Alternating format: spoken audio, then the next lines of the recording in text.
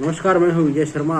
बहुत से लोग कहते हैं कि बरकत नहीं हो रही, अर्थात घर में जिस हिसाब से आमदनी है उसी हिसाब से हम जमा पूंजी नहीं कर पा रहे, हमारे घर में बरकत नहीं हो रही। और दूसरी, आपने एक कहावत भी सुनी होगी, जैसी नीयत ऐसी बरकत। तो लास्ट तक आप मेरी वीडियो से जुड़े रहिए और मैं कुछ छोटी छोटी बातें आपसे शेयर करूँगा जो बगैर मेहनत के, बगैर इन्वेस्टमेंट के आप उन्हें अपनाइए जीवन में। बिल्कुल आपको धनवान होने से कोई नहीं रोक सकता। अगर मेरे वीडियो को आपने अभी तक किसी भी भाई के पास में पहुंचता है तो अगर सब्सक्राइब नहीं किया तो सब्सक्राइब कीजिए और शेयर कीजिए और इन छोटी छोटी बातों को आप इन्हें जीवन में उतारिए। सबसे पहला पॉइंट मैं बोलता हूं, जब भी आप सो कर के सुबह उठते हैं अपनी बेड शीट से, जो चादर होती है ओढ़ने की या बिछाने की, आप उसको अच्छे से फोल्ड कीजिए। जो आप ओढ़ते हैं या जो बिछाने के काम आती है, आप उसको सीधा यानी झटका करके अच्छे से दोबारा उसको तो फिर बिछाइए। अर्थात जो सलवट होती है ना, उन सलवटों को आप उस तरह से ख़त्म कर देना। सबसे पहला एक काम करना आप शुरू कर देना। उसके बाद में स्वाभाविक बात है कि हम अरे घर के मेन गेट को हम खोलते हैं सुबह उठ के। जो भी पहला सदस्य उठता है तो मेन गेट के आसपास कहीं पर भी गंदगी नहीं होनी चाहिए, हमेशा सफाई रहनी चाहिए। और रात के समय में मेन गेट के ऊपर पूरी रात रोशनी रहनी चाहिए, कोई बल्ब हो तो बल्ब जलते रहना चाहिए। तीसरे पॉइंट है कि घर में हम जो झाड़ू लगाते हैं तो झाड़ू हमें कैसी रखनी चाहिए। टूटी फूटी बहुत पुरानी झाड़ू से नहीं रखनी चाहिए। जैसे कई बार क्या होता है, उसके छोटे छोटे तिनके हम झाड़ू लगाते हैं और तिनके टूटते रहते हैं, तो ऐसे झाड़ू से बरकत नहीं होती, इसलिए ऐसे झाड़ू मत रखिए।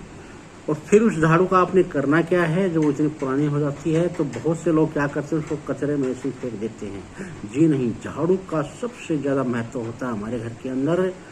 उस झाड़ू को पहली बात तो घर में कोई भी सदस्य आता है तो वो एकदम छुपा कर रखनी चाहिए। झाड़ू कभी भी किसी भी बाहर से आने वाले व्यक्ति को अपने घर की झाड़ू कहाँ रखी है उसको दिखाई नहीं देनी चाहिए। दूसरी, जो टूटी फूटी झाड़ू है उसको कचरे में फेंकने की बजाय आप शनिवार को या अमावस्या के दिन ही, सिर्फ ज़्यादातर 2 ही दिन अपनाएं, शनिवार, कोई भी शनिवार हो और या अमावस्या हो के दिन किसी भी तालाब के किनारे या कुएं के पास में उस झाड़ू को आराम से छोड़कर आप आइए शनिवार के दिन।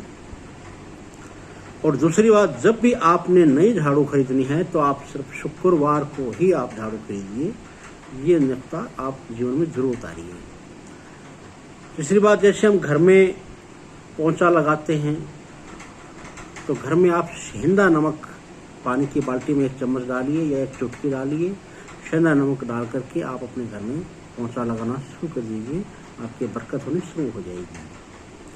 अगला पॉइंट है कि आप घर में हल्दी, घी, दूध, शहद और सेंधा नमक, ये 5 चीज़ें आपके घर में 24 घंटे होनी चाहिए, चाहे कम मात्रा में ही क्यों ना हो। हल्दी, घी, दूध तो मोस्टली हम सब क्या मिलता है, लेकिन नमक की जगह ज़्यादातर घरों में सफ़ेद नमक मिलता है। जी नहीं, सेंधा नमक घर में होना चाहिए और शहद भी होना चाहिए, कम मात्रा में ही क्यों ना हो। अगला पॉइंट है, बहुत सारे क्या करते हैं, रसोई के अंदर हम बर्तन साफ करते हैं, जैसे हमारी कढ़ाई और जो तवा होता है रोटी पकाने वाला, उसको कभी भी पलट कर न रखें, अर्थात मुंदा न रखें, उसको रसोई में सीधा ही रखें। हो सकता है एक बार बर्तन हम जब साफ करते हैं या पानी झड़क जाए 1-2 मिनट के लिए, अलग बात है, तो उसको तुरंत फिर सीधा आप रखिए। जब आप दोबारा उसको प्रयोग करते हैं तो उसको अच्छे से साफ करके फिर दोबारा साफ कीजिए। कढ़ाई को और तवे को कभी भी पलटकर मूंदा घर में रसोई में नहीं रखना चाहिए। और रात को सोने से पहले सभी बर्तन साफ कर देने चाहिए। कोई भी जूठा बर्तन रसोई में नहीं रहना चाहिए रात को सोने से पहले। गैस चूल्हा है तो उसको भी आप अच्छे से साफ कर सकते हो। और रसोई ही घर में एक ऐसी है जिसमें आप रात को भी पोंछा लगा सकते हो, सिर्फ रसोई में। और तो हमारी परंपरा, हम रात को पोंछा नहीं लगाते, लेकिन रसोई को आप रात को सोने से पहले एकदम चमाचक करके आप सो सकते हो। अगला पॉइंट है कि घर में हम जितने भी सदस्य होते हैं, आजकल हर सदस्य के पास में 2-2, 3-3, 4-4 जोड़ी चप्पल जूते होते हैं। पहले तो नहीं होते थे। तो सभी सदस्यों की एक ही जगह घर में ऐसी होनी चाहिए जहाँ पर जूते निकालते हों। ऐसा नहीं कि एक जोड़ी जूते यहाँ निकाल दी, दूसरे सदस्य ने दूसरे कमरे में निकाल दी, तीसरे नहीं। जूते चप्पल सब के पूरे घर के सदस्यों के एक ही जगह होनी चाहिए। ये भी एक अहम बात है। और बहुत से लोगों को क्या होता है कि घर में, अगला पॉइंट है, घर में देवी देवताओं की तस्वीर, जितने घर में कमरे होते हैं सभी जगह किसी द्वार पर कोई मूर्ति टंगी होती, किसी द्वार पर कोई मूर्ति टंगी होती। जी नहीं, घर में एक ही जगह सभी देवी देवताओं की ही तस्वीर लगी होनी चाहिए। कोई भी एक जगह हो जिसको आप पूजा स्थान कह सकते हो। और पूजा स्थान भी आप ऐसा होना चाहिए, बहुत से लोगों का तो जैसे जीने के नीचे या किसी भी चीज़ के नीचे पूजा स्थल नहीं होना चाहिए, उसके ऊपर कुछ नहीं होना चाहिए। अगर मान लो कोई स्लेब है तो स्लेब के ऊपर सामान नहीं होना चाहिए, सीधे उसके ऊपर छत होनी चाहिए। ज़्यादातर तो पड़काड़ा या जिन्ना आप बोलते हैं, सीढ़ियाँ बोलते हैं, उनके नीचे में बहुत से घरों में मैंने देखा है पूजा स्थान होता है। जी नहीं, ऐसा बिल्कुल भी नहीं होना चाहिए।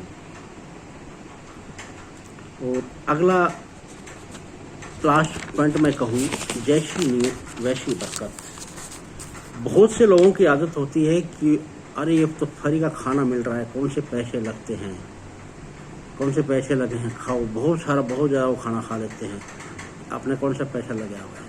नियत। जैसे दूसरा मैं उदाहरण देता हूँ, भारत सरकार कोटे में अनाज देती है, फ्री में अनाज देती है। बहुत से लोगों की आर्थिक पोजीशन बहुत अच्छी है, उसके बावजूद भी वो वहाँ से अनाज लेते हैं 20 किलो 10 किलो। तो सोचते रहे यार क्या फ्री का मिलता है, कौन सा पैसा लग रहा है, सरकार दे रही है, कौन सा पैसा लग रहा है। तो ये इसको बोलते हैं नियत खराब। ये ऐसे जिनकी आर्थिक पोजीशन है उन्होंने कभी भी ऐसा नहीं करना चाहिए। आपकी नियत खराब हो या आप फ्री में ले रहे हो 10-20 किलो अनाज से, उससे तो घर तो आपका चल नहीं रहा। घर में और भी बहुत सारी आवश्यकताएं होती हैं, अकेले 20 किलो अनाज से आपका घर नहीं चलता, और भी सब खरीदना पड़ता है। और आजकल तो मैंने देखा है, आपने भी देखा होगा, जहाँ पर कोटा का बंटवारा होता है वहाँ पर 80-90 हज़ार रुपये के मोटरसाइकिल से, जिसको आप गरीब कहते हो ना, ज़्यादातर 80-90 हज़ार रुपये के बाइक से वो जाते हैं और उसके ऊपर के वो फ्री का अनाज रख के लेके घर में आते हैं। 80-90 हज़ार रुपये के मोटरसाइकिल से जाते हैं। तो इसको बोलते हैं नियत खराब। जब आपकी इतनी पोजीशन है, आप 1000 रुपये 500-700 रुपये का पेट्रोल उसमें जलाते हो महीने में, वो भी आप कहीं से कमाते होगे। आपने 80-90 हज़ार रुपये का मोटरसाइकिल खरीदा, वो भी आपने कहीं से कमाया होगा। घर में और कपड़े भी पहनते हो, जूते भी पहनते हो, सभी आवश्यकताएं आप पूरी करते हैं। तो 20 किलो अनाज के ऊपर आपने नीयत क्यों खराब कर रखी है? तो इसको बोलते हैं नियत खराब। जैसी नीयत ऐसी बरकत। इसलिए कहीं पर भी कभी भी अपनी नीयत को खराब न करें। तो ये छोटे छोटे ये 10 फार्मूले थे मेरे, आप ज़िंदगी में उतारिए और सबके भले में अपना भला है। मेरा वीडियो ज़रूर शेयर कीजिए और अपनी नीयत साफ कीजिए। आपके घर में उसी दिन से बरकत होनी शुरू हो जाएगी। जय हिंद, जय भारत, जय लक्ष्मी, जय धन कुबेर। आप सबका भला करें। धन्यवाद।